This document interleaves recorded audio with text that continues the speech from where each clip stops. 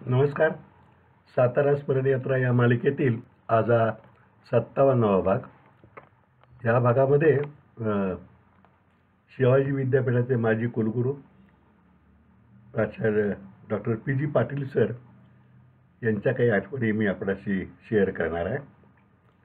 एक अतिशय अभ्यासू व्यक्तिमत्व आणि इंग्रजीवर अतिशय मास्टरी असलेलं असं पी.जी. सर आणि विद्यार्थ्यांच्याबद्दल कायम त्यांच्या हिताची तळमळ पाळणारे असे सर आणि त्यांच्या सुविद्य पत्नी त्याही प्राध्यापक होत्या. त्या दोघेही जण महाराष्ट्र लोकसेवा आयोगाचे पी.जी. सर अध्यक्ष होते.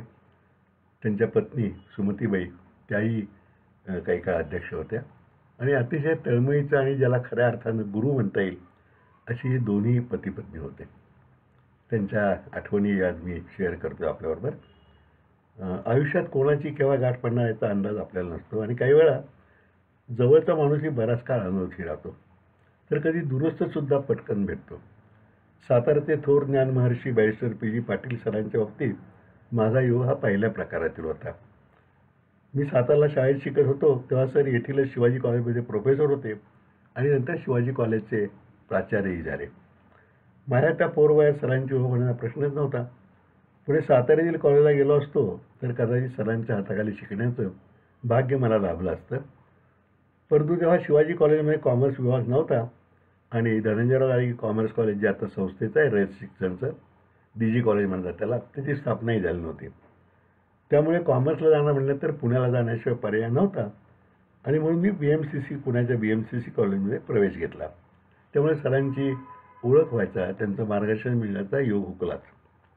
पुढे शिक्षण पूर्ण करून मी सातारला येईपर्यंत सरांचा लौकिक एवढा पसरला होता की कारणाशिवाय त्यांच्यासारख्या थोर व्यक्तीला भेटण्याची आणि काही काम नव्हते सर, सहज आपल्याला भेटून नमस्कार करा म्हणून आलो होतो असे म्हणण्याचं धारिष्ट्य माझ्या अंगात तरी आलं नव्हतं.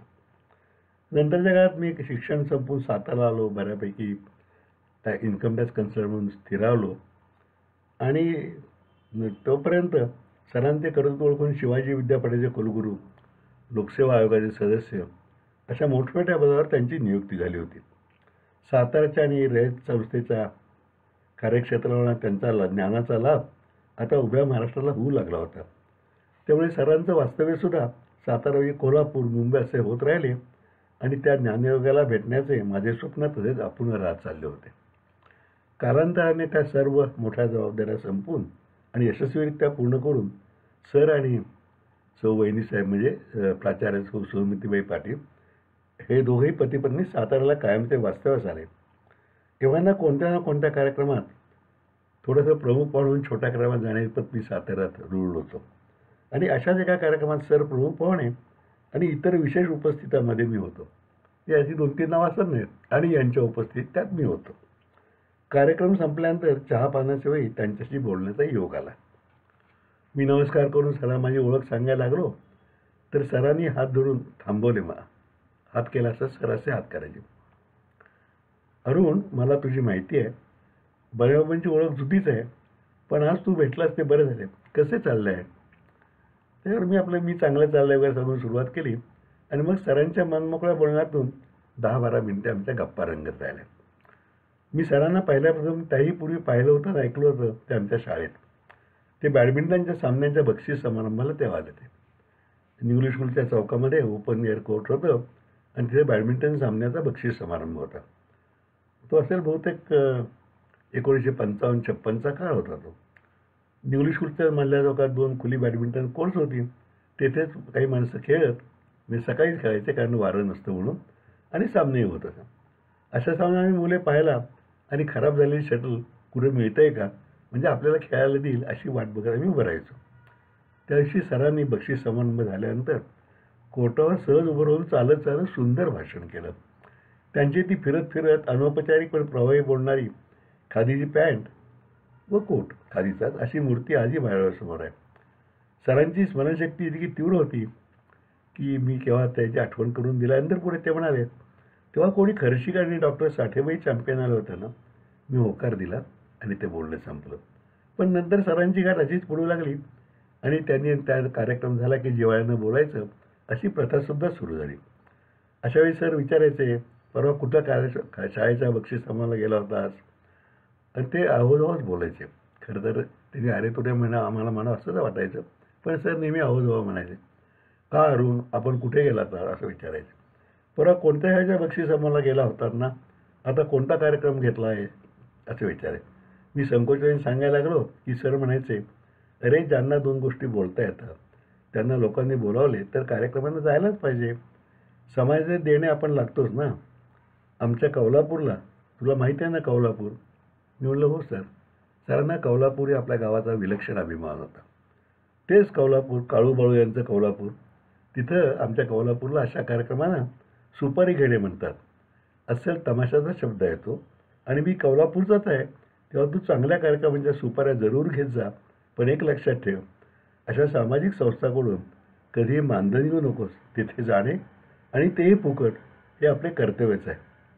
माझ्या मनावर ते बोल कायमचे ठसले आणि मी ते व्रत आजसुद्धा कसोशीने पाळले. आणि या सगळ्यातून आमचा ऋणानुबंध जमला. त्यामुळे इन्कम टॅक्स ऑफिसमधील काम लवकर आटोपले तर मी सरांच्या बंगल्यावर भेटायला जाऊ लागलो. आमच्या रस्त्यातच होतं ते. मोनार्क हॉटेलच्या मागच्या बाजूला सरांचा बंगला आहे. त्या कॉलनीमध्ये श्रमसाफल्य म्हणजे इकडच्या बाजूला पारसनीस कॉलनीमध्ये आणि श्रमसाफल्य का असं काहीतरी नाव आहे.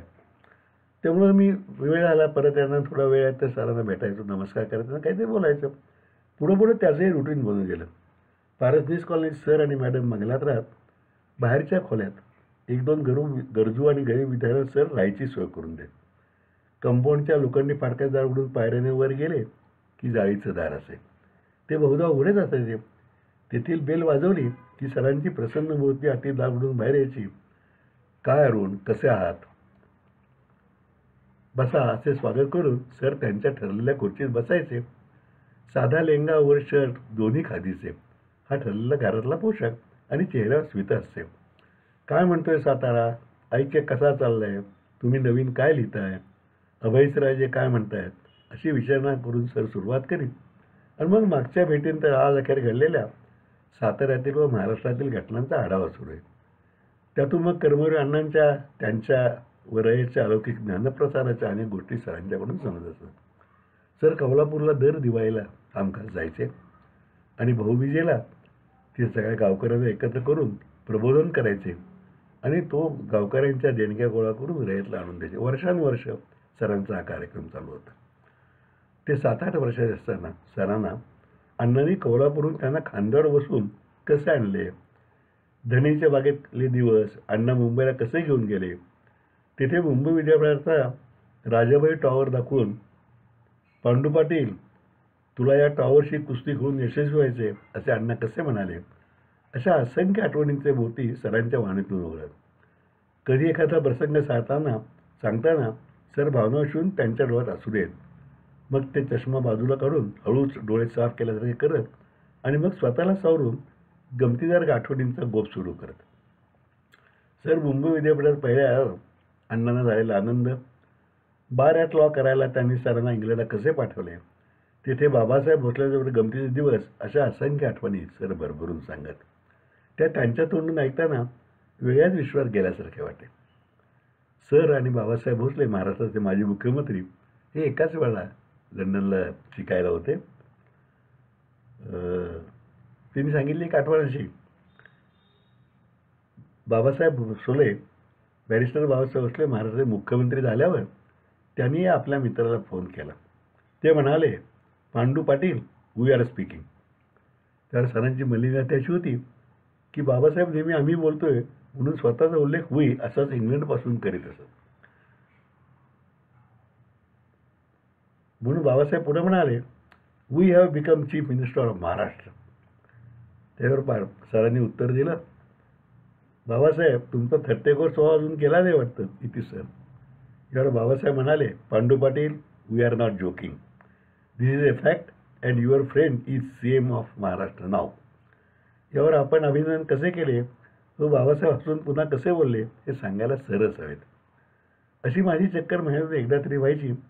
कधी कधी मॅडम म्हणजे प्राचार्य सुमतीबाई बाहेर येऊन चौकशी करायच्या, कधी चहा बिस्किटं द्यायच्या.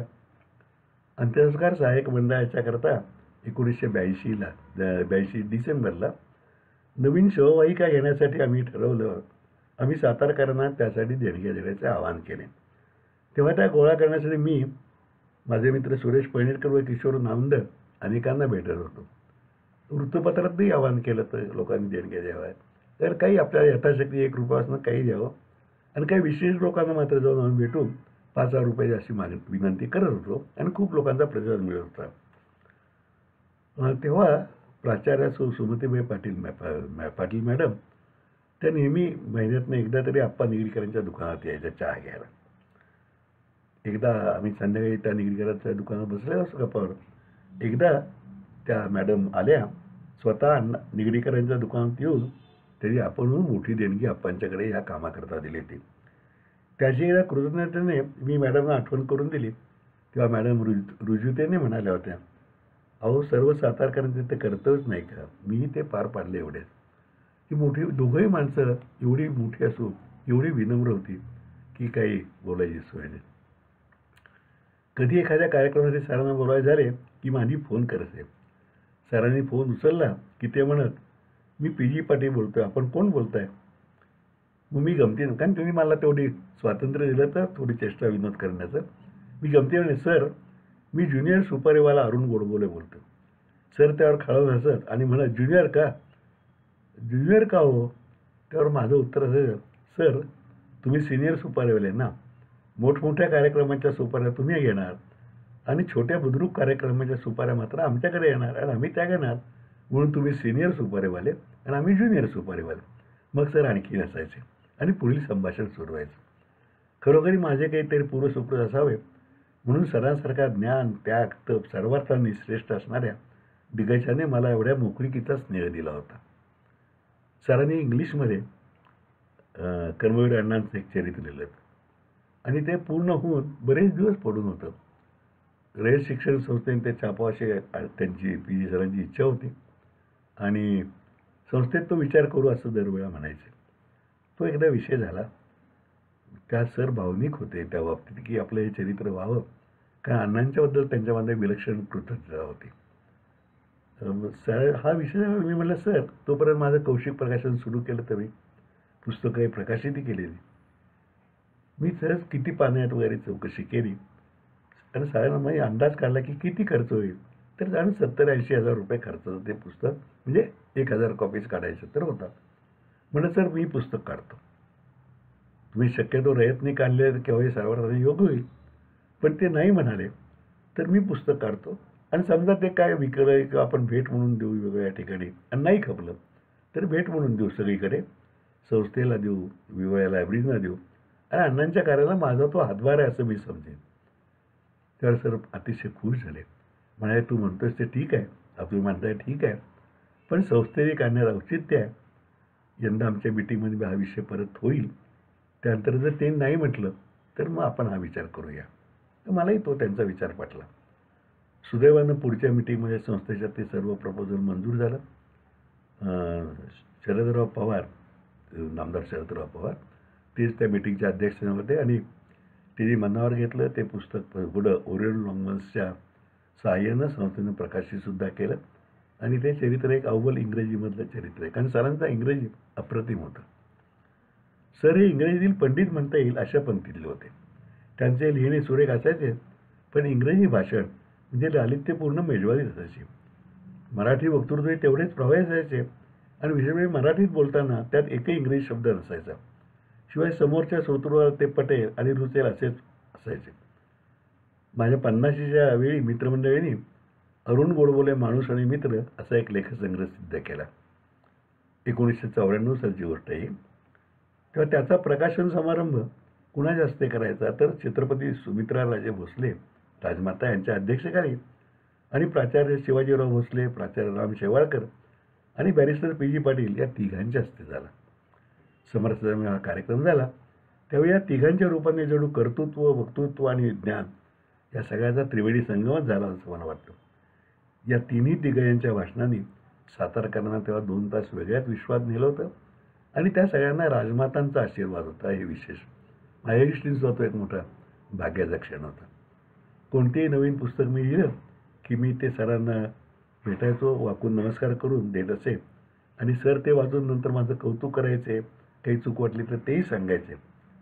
समर्थ रामदासांचे मनाचे श्लोक आणि दासबोधावरील माझी पुस्तके मी दिली, ती वाचून ते आनंदले. आणि त्यांनी चिरंजीवरून अजून मी सज्जनगडवर गेलो नाही, आता एकदा आपण जाऊया अशी इच्छा प्रदर्शित केली. मी म्हटलं, सर तुम्ही सांगाल त्या दिवशी जाऊ. पण ते दुर्दैवानं तसं होण्यापूर्वी सरांचं तसं अचानकच निधन झालं. त्या ज्ञानऋषीच्या अंत्यदर्शनाला ठिकठिकाणाहून असंख्य लोकांनी गर्दी केली होती. ते दर्शन घेताना मलाही भरून आले आणि मनात आले, अशा ज्येष्ठ श्रेष्ठाचा आपला स्नेह, माया आणि आशीर्वाद लाभले हे आपले केवढे भाग्य. आज इथेच थांबूया.